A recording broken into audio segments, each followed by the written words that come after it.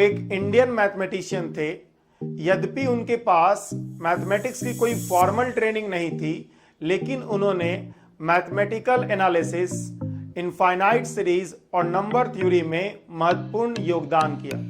उन्होंने कुछ ऐसे प्रॉब्लम्स को भी सॉल्व किया जिसे कि अनसॉल्वेबल माना जाता था। इंग्लिश मैथमेटिशियन जीएच हार्डी उन्हें यूलर और जैकोबी जैसे मैथमेटिशियंस के समकक्ष मानते थे। एक हाईली रिलीजियस हिंदू होने के कारण उन्होंने एक बार कहा था कि एक इक्वेशन उनके लिए कुछ भी नहीं है अगर वो गॉड के एक विचार को व्यक्त नहीं करता है।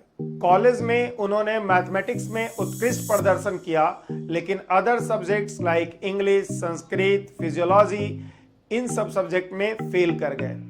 इसके कारण उन्हें कॉलेज डिग्री नहीं मिल पाई। बिना कॉलेज डिग्री के वो बेरोजगार हो गए और जीवन के कुछ समय अत्यधिक गरीबी और भुखमरी की स्थिति में बिताए।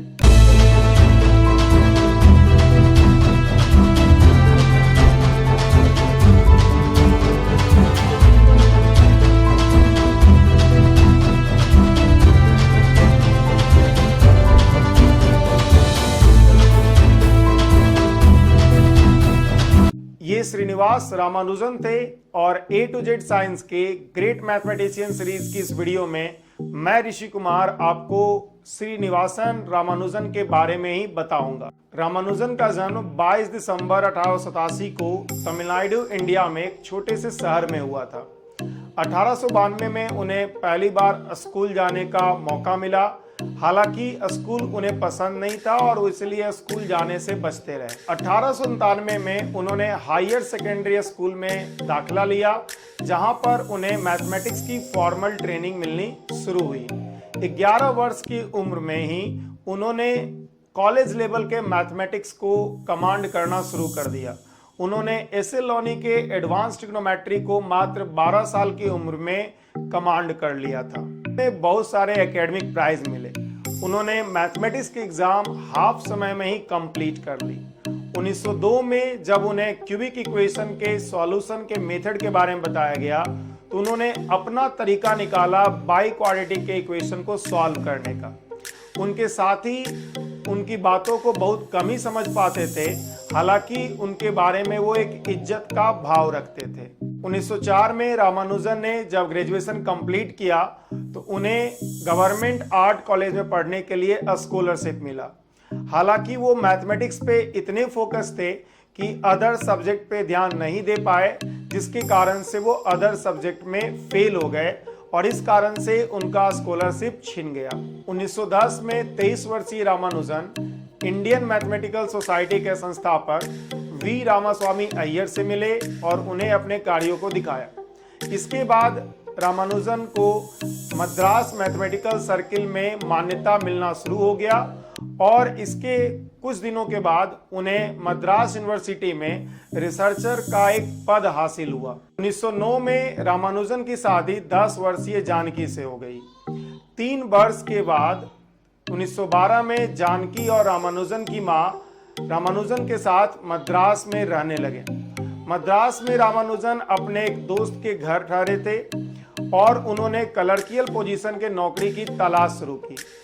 पैसा कमाने के लिए रामानुजन ने प्रेसिडेंसी कॉलेज के छात्रों को ट्यूशन भी पढ़ाया। 1913 में मद्रास यूनिवर्सिटी में एक रिसर्च पोजीशन हासिल करने के बाद वह अपने परिवार के साथ ट्रिप्लिकेन चले गए। 1913 में रामानुजन ने कैम्ब्रिज यूनिवर्सिटी के इंग्लिश मैथमेटिशियन जीएच हार्डी के साथ पोस्टल पार्टनरशिप शुरू की। अपने बहुत सारे थ्योरम को उन्होंने जीएच हार्डी को भेजा। रामानुजन के काम को एक्स्ट्राऑर्डिनरी मानते हुए जीएच हार्डी ने रामानुजन को कैम्ब्रिज यूनिवर्सिटी आने के लिए प्रबंध किया। मार्च 1914 में रामानुजन मद्रास से कैम्ब्रिज यूनिवर्सिटी के लिए रवाना हुए। कैम्ब्रिज यूनिवर्सिटी पहुंचने के बाद उन्होंने हार्डी और लिटिलवुड के साथ वर्क करना शुरू किया और अपने शोध पत्रों को दिखाया। हार्डी को पत्रों के द्वारा रामानुजन के 120 थ्योरम पहले ही मिल गए थे। हालांकि नोटबुक में उन्होंने और भी अदर थ्योरम्स को देखा।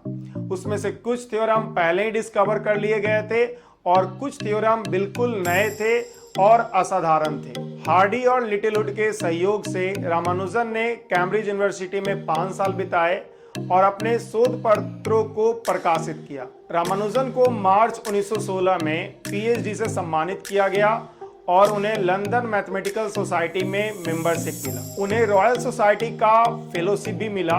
31 वर्ष की उम्र में रामानुजन रॉयल सोसाइटी के फेलोशिप को प्राप्त करने वाले सबसे कम उम्र के लोगों में से एक थे। 1918 में वो पहले भारतीय थे जिन्हें ट्रिनिटी कॉलेज कैम्ब्रिज का फेलो चुना गया। रामानुजन जीवन भर स्वास्थ्य समस्याओं से त्रस्त थे। इंग्लैंड में उनका स्वास्थ्य और बिगड़ गया और उन्हें टीबी और विटामिन की गंभीर कमी का पता चला।